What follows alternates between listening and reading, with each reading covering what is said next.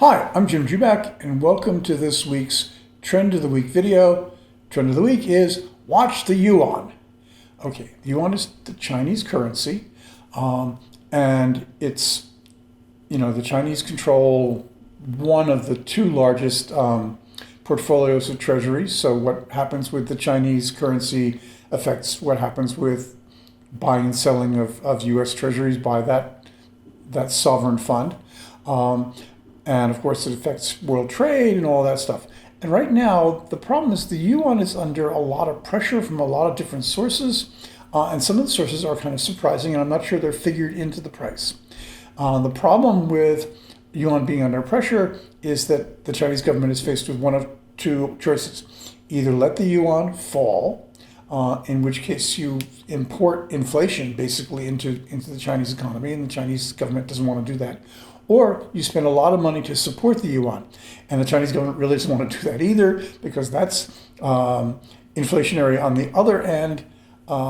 And the Chinese government was trying not to do that before all of this happened. But hey, when you're looking at a huge outbreak of COVID that is making global markets say, hey, we're worried about the Chinese currency because the Chinese economy may be slowing, you have to support the yuan.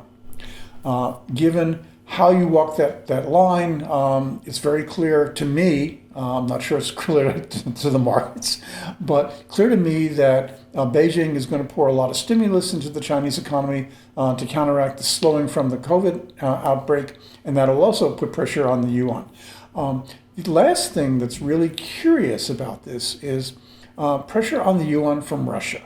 Now, Russia has a huge currency reserve, most of which it can't use because of sanctions, but it's still got about $45 billion worth of yuan. So it's 310 billion yuans in yuan terms. And the Russian central bank can use yuan, sell yuan to buy rubles, to support the ruble, in a time when the Russian economy is really taking it on the chin because of sanctions.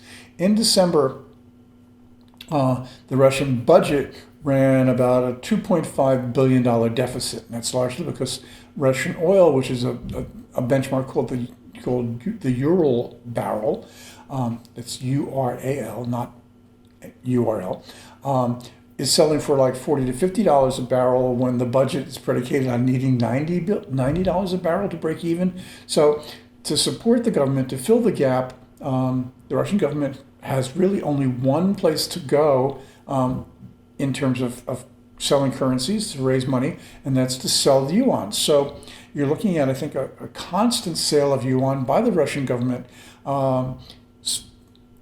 Estimates are that at current rates, you're looking at about 2 to 2.5 years before the yuan reserve is exhausted. That would put another round of pressure on the Russians, because I'm sure they don't want to be in a place where they don't have any currency reserves that they can use.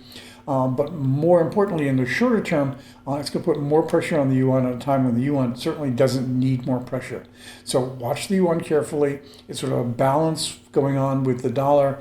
And so we got a lot of uncertainty in the currency markets. I wouldn't go long the dollar here because of the debt ceiling crisis, but I'm certainly not sure that I'd go really short the dollar either because of what's going on with the yuan, and there are equally weird stuff going on with the yen in Japan. So watch your currencies here. This has been Jim Jubak. Thanks for watching. If you like this video, please give it a thumbs up.